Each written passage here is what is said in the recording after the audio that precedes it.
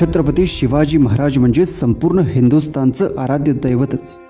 या महान पुरुषाबद्दल जितके बोलावे तितके कमीच आहे. छत्रपतींचे सारे आयुष्य संकटांशी झगडा करून त्यावर मात करण्यात गेले. मोगलशाही, आदिलशाही, सिद्धी, इंग्रज, पोर्तुगीज अशा वेगवेगळ्या शत्रूंच्या कारवायांना तोंड देत त्यांनी लहानसेच पण उज्ज्वल भविष्याची ग्वाही देणारे स्वराज्य निर्माण केले. पुढे हेच स्वराज्य टिकवण्यासाठी शिवपुत्र शंभूराजे आणि राजाराम महाराज यांनी सुद्धा आपले आयुष्य खर्ची घातले. या दोन शिवपुत्रांचा ज्वलंत इतिहास आपल्याला माहीतच आहे. पण याचबरोबर शिवरायांच्या मुलीसुद्धा तेवढ्याच पराक्रमी आणि कर्तबगार होत्या हे कित्येकांना माहीत नाही. इतिहासाच्या पानांमध्ये हरवलेल्या या शिवकन्यांविषयी कोणालाच फारसे माहिती नाही की त्यांच्याबद्दल फारशी कुठे नोंद देखील नाही. चला तर मग आजच्या व्हिडिओमधून आपण शिवरायांच्या कर्तबगार मुलींविषयी जाणून घेऊ. हा व्हिडिओ अतिशय महत्त्वपूर्ण आहे, त्यामुळे आपण व्हिडिओ शेवटपर्यंत पाहावा. व्हिडिओ आवडल्यास लाईक आणि सबस्क्राईबला मात्र विसरू नका. शिवरायांना 8 पत्नी होत्या. त्यामध्ये सईबाई, सोयराबाई, पुतळाबाई, सकवारबाई, सगुणाबाई, काशीबाई, लक्ष्मीबाई आणि गुणवंताबाई यापैकी 4 पत्नींकडून शिवरायांना 2 मुले व 6 मुली होत्या. यातील 2 पुत्र म्हणजे सईबाईंच्याकडून शंभूराजे आणि सोयराबाईंच्याकडून राजाराम महाराज. आता महाराजांच्या मुलींबद्दल बघू. शिवरायांना एकूण 6 मुली होत्या. यामध्ये सईबाई यांना 3, सोयराबाई यांना 1 आणि सगुणाबाई यांना 2 कन्या होत्या. सकुबाई निंबाळकर. शिवरायांच्या ज्येष्ठ कन्या सकुबाई यांचा जन्म 1648 मध्ये झाला. सकुबाईंचं लग्न फलटणच्या बजाजी नाईक निंबाळकरांचे ज्येष्ठ पुत्र महाजी नाईक निंबाळकर यांच्याशी 1656 मध्ये शिवरायांनी पुण्यात लावून दिलं. निंबाळकर हे फलटणचं एक मोठं घराणं होतं. सईबाई या देखील फलटणच्याच निंबाळकर घराण्यातील होत्या. या लग्नाला स्वतः सईबाई राणीसाहेब हजर होत्या. फलटणचे नाईक निंबाळकर घराणे अत्यंत शौर्यशाली व पराक्रमी असे होते. सकुबाई या शिवरायांच्या सर्वात ज्येष्ठ कन्या असल्यामुळे शिवरायांच्या त्या अत्यंत लाडक्या होत्या. सकुबाईंचे पती महाजी निंबाळकर हे स्वराज्याच्या सेवेत होते. 1689 साली औरंगजेबाने शंभूराजांना पकडल्यानंतर महाजी देखील औरंगजेबाच्या कैदेत सापडली.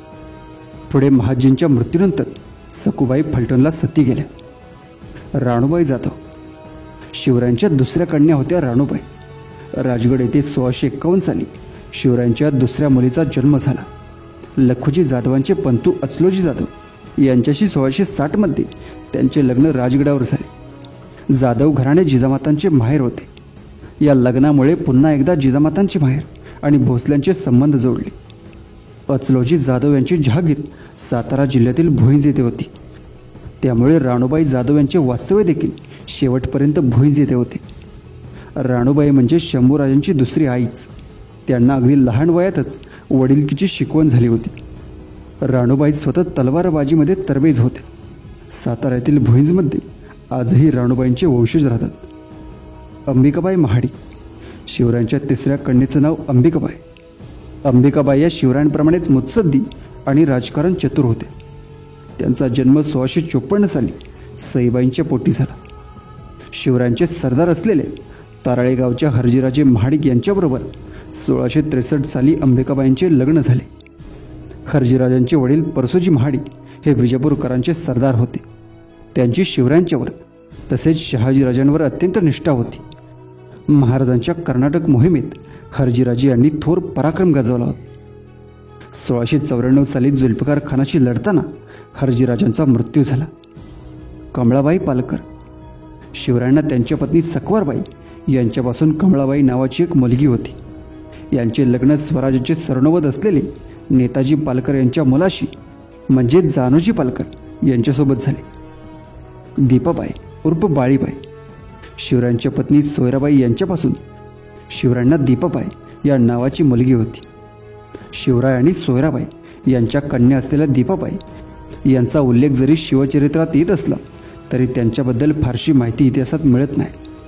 शिवरायांचे एक प्रमुख सरदार विश्वासराव उर्फ विसाजीराव यांच्याशी त्यांचे लग्न झाल्याचा उल्लेख आढळतो. या दीपाबाई म्हणजे राजाराम महाराजांच्या सख्खी बहीण होत्या. राजकुंवरबाई शिर्के.